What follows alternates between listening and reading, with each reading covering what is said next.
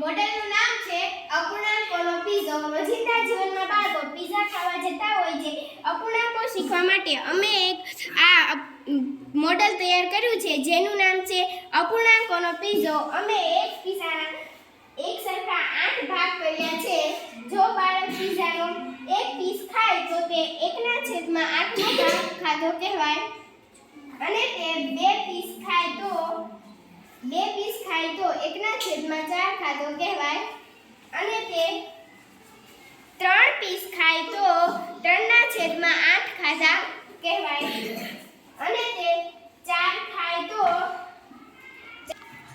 હવે 4/8 એટલે કે બાળક અડધો પીઝો ખાઈ ગયો.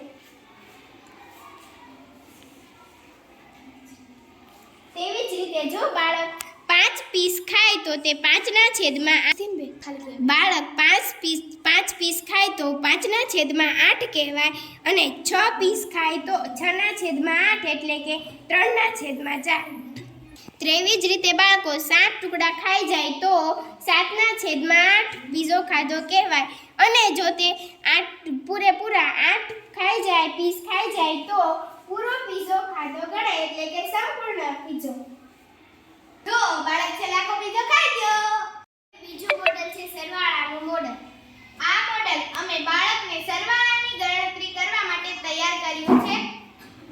આ મોડેલ દ્વારા બાળકને મૌખિક રીતે ગણતરી કરી શકીએ છીએ અને સરળતાથી સરવાળા આવડી શકે છે.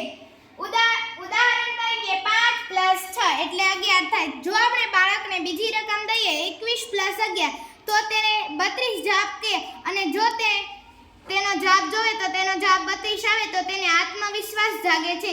તેવી જ રીતે 10 + 3 = 13 થાય. 5 + 4 = 9 થાય બરાબર 15 થાય. 6 + 6 = 12 થાય.